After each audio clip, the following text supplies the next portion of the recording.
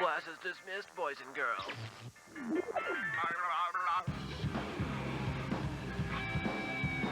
You're in. Let's go!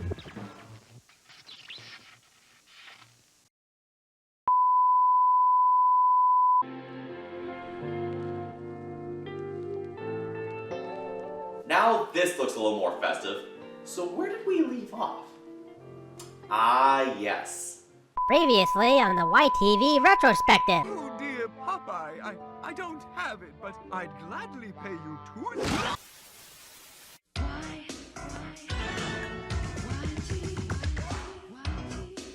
Check this out.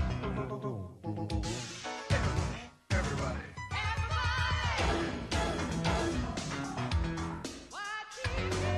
Check it out. There we go, welcome to part 2, where the sequel is often never quite as good. We left off at the end of Popeye's run of theatrical shorts. Famous studios needed brand new characters to transition from the ones previously owned by Fleischer Studios to ones of their very own. It started by adapting the comic strip Little Lulu. However, over time they didn't want to pay the royalties for the character, and instead create a character named Little Audrey.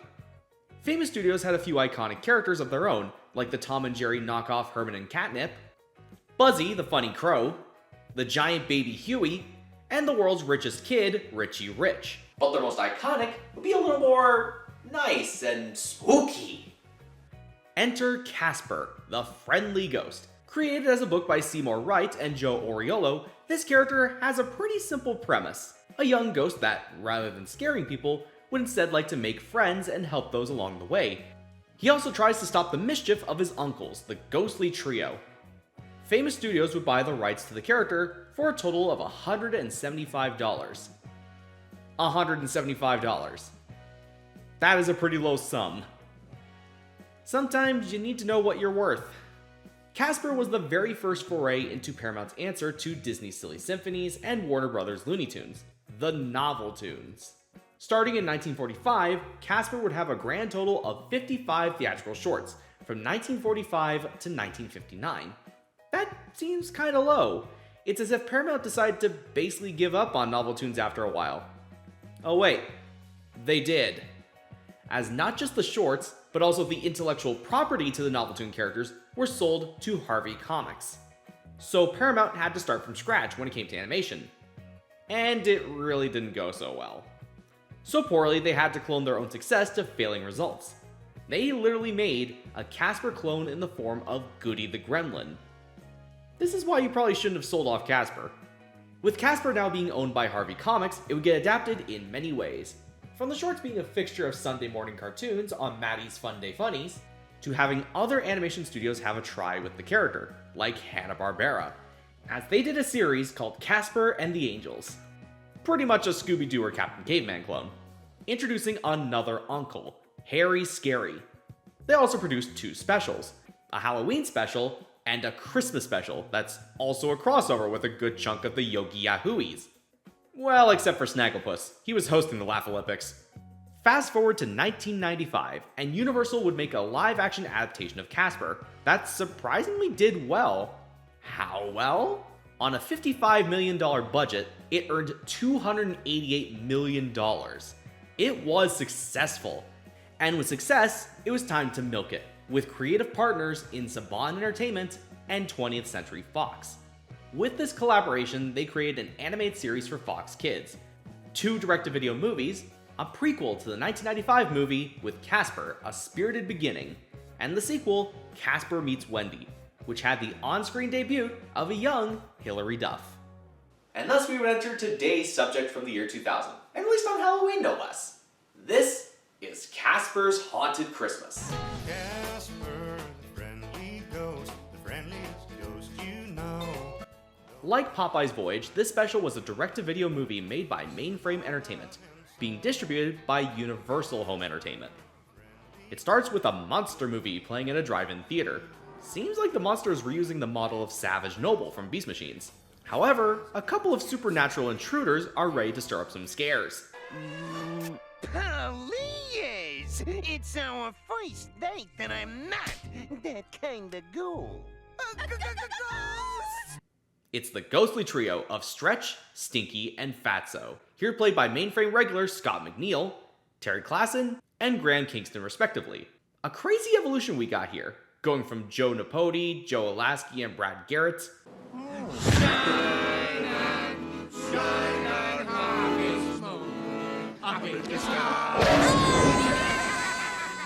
to James Ward, Bill Farmer, and Jess Harnell, Dates for everyone! Revolting! The kid's a menace! I don't know. I kinda liked him around. to these guys. And they all sound pretty consistent.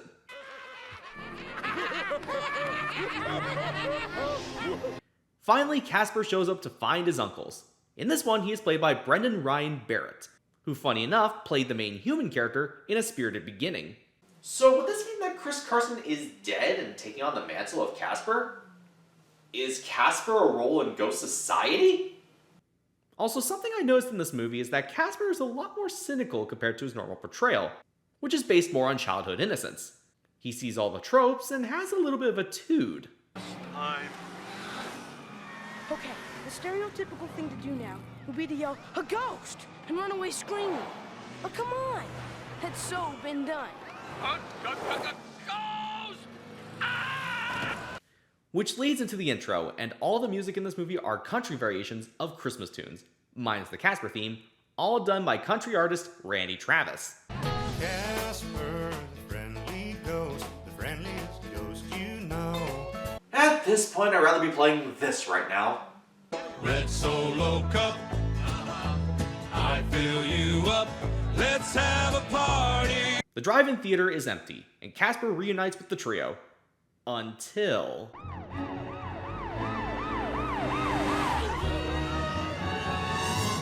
That's right.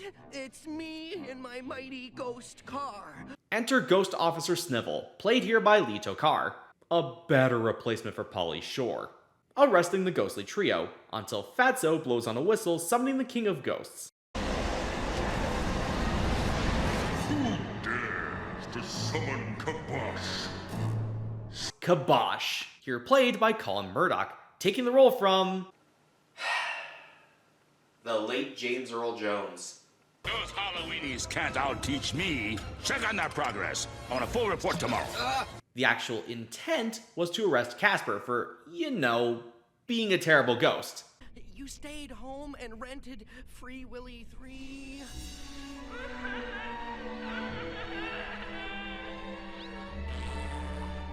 Probably see the box office records.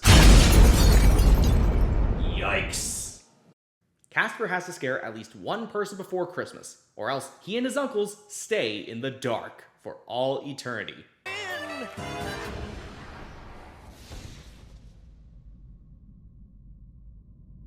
Where am I? This is the dark. The place where time and space are nothing. An empty, desolate prison where you will dwell for all eternity. Huh. So Casper really is afraid of the dark. They are banished by canon to the town that is the most Christmassy, the fictional town of Chris, Massachusetts. These guys are probably the next door neighbors. No, you can't call. There's people on the other end. They'll know. They'll know. Yes, they'll know that we want to pizza. We meet our main human characters of the special, the Jollymore family, Noel, Carol, and daughter Holly, played by Scott McNeil, Kathleen Barr, and Tegan Moss respectively. They've newly moved into the neighborhood. Do we really need a Christmas tree in every room of the house? Oh, well, you know what they say. You can never have too much Christmas. Who says that? We do. Good God, it's like I walked into a Hallmark special. Holly is like everyone else when Christmas decorations are entering shops before Halloween. Burnt out of the holiday. Oh, if I hear one more person say, Merry Christmas. Sure you knew well. Feliz Navidad. Merry Christmas, Holly. Merry Christmas, y'all. Building and loan. Merry Christmas, y'all. Casper ends up landing in front of Holly, and they quickly become friends through relatability as outcasts. Although Casper tries to hide his identity as a ghost by being a snowman. Oh no, not again. A talking snowman? Oh, that's a new one. Would you be scared of a talking snowman? Never had to deal with one before. Holly has to go to a Christmas play, although somebody else had the same idea.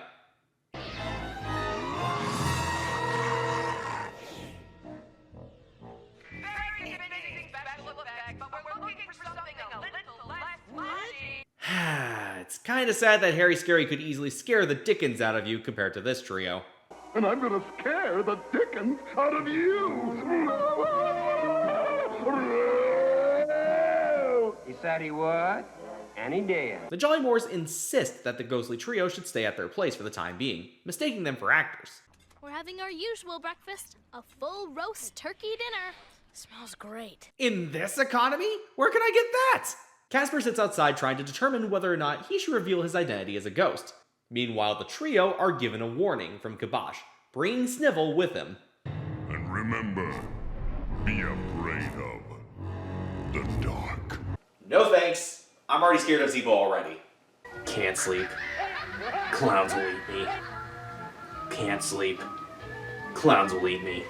The trio tries to get Casper to scare someone in front of a pretty obvious product placement for Baskin-Robbins, as there was an ice cream flavor to promote the movie.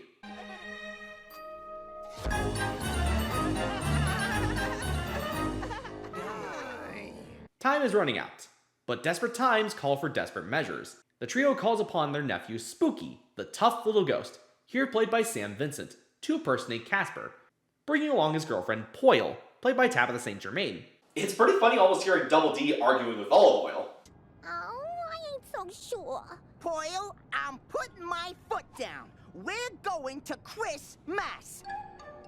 Holly begins to open up to Casper, and when he tries to tell her that he is a ghost, I really feel like I can trust you. Trust is good. Trust and honesty and stuff. Listen, Grandma's on the phone. he blew it. You blew it! The ghostly trio lures Snivel away with a pretty good meta joke. Say, Snivel, I just heard there's a Pauly Shore Film Festival playing downtown. I'm there. Probably playing Biodome on loop. No one should suffer through that. And they begin training Spooky to impersonate Casper, believing that he would join the ghostly trio despite them only using him. Spooky tries to scare the family,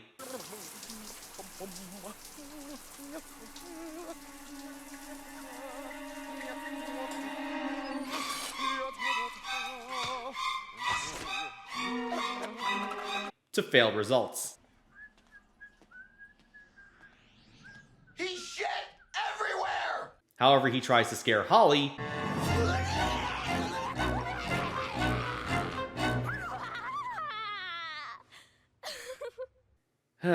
can't believe I have to use this line again. You blew it! However, Holly was going to give Spooky her Christmas card, and he refuses, making her angry. Your Christmas card. hey, why'd you do that? I guess it was just the kind of thing a joik would do. Let the misunderstandings commence. While that's going on, Holly tries to talk about it with her parents, which leads to a song almost 50 minutes in an hour and 16-minute movie. And it's not a country song, but instead almost a love ballad. And I can be a friend. You can tell me anything.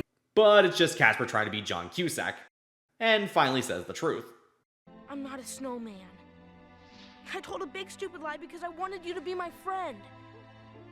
I'm a ghost. A ghost? A ghost. You know, a member of the living impaired. The trio traps Snivel into a giant Santa statue, and he tries to call Kibosh to no luck, giving them rule-free scares. Then they got an idea. An awful idea. The trio got a foul, evil idea. Hey!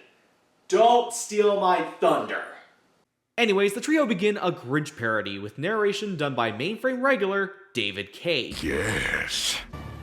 Perhaps his fat head was not stuck on quite right. It could be, perhaps, that their sheets were too tight. Stealing the town's presents and framing the Jollymore family in the process. Specially made Time Boom. Time Boom? Like a time bomb, but even scarier. Spooky stands up to the trio, wanting to be himself, and he finally brings Casper and Poyle up to speed. They team up to get the trio out of the house by impersonating Kibosh. Leave the Jollymores alone! Nice! Their daughter is really cute. Casper summons Kibosh. Is supposed to blow the official Kibosh whistle, but me.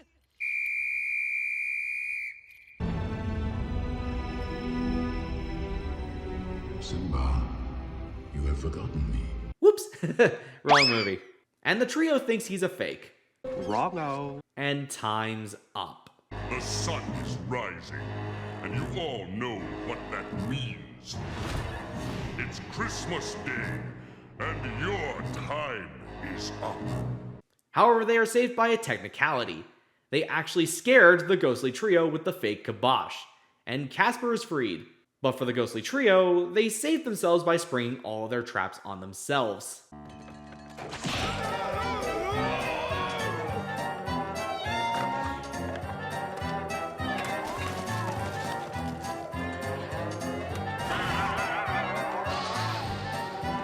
The movie ends with a happy Christmas morning for everyone. Merry Christmas to all, and a happy New Year! And ends with a country Christmas song.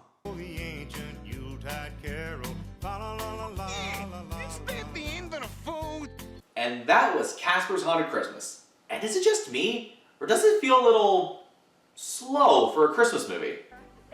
It's a very dialogue-heavy movie, with very dated puns from early internet jokes to horror movie parodies. It was a bit of a chore to go through, but there are a few jokes in here that gave me a chuckle. The voice acting was pretty good, and there weren't that many country songs in this one. Only 2. But this special does have a full album of it. So, after the special, there's surprisingly not a lot of Casper around. In 2001, Harvey Comics was bought by Classic Media, which was then bought by DreamWorks. It wouldn't be until 2009 when both a new comic series, Casper and the Spectrals, and a new TV series was made, called Casper's Scare School, which we have talked about before. In 2019, Casper would appear in a Geico commercial, and in 2020, he would get a cameo in the Netflix series Harvey Girls Forever, which is mainly a modern take of Little Audrey, but also includes both Richie Rich and Casper.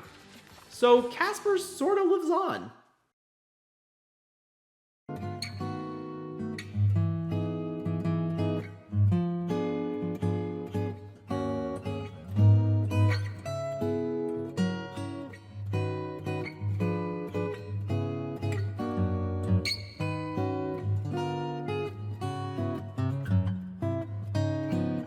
Thank you very much for sticking with me throughout the year.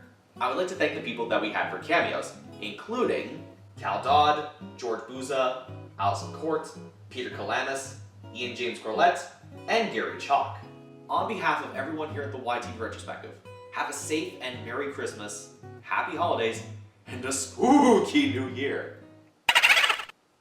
And God bless us, everyone.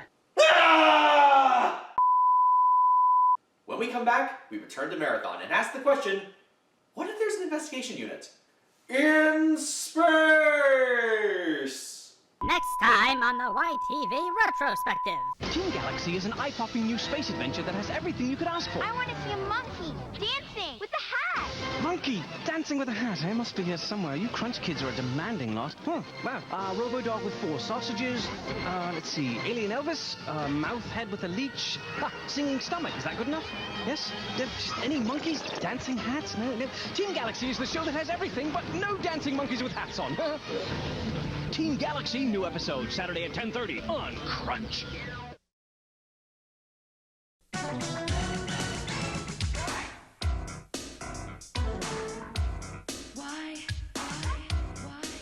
Check this out.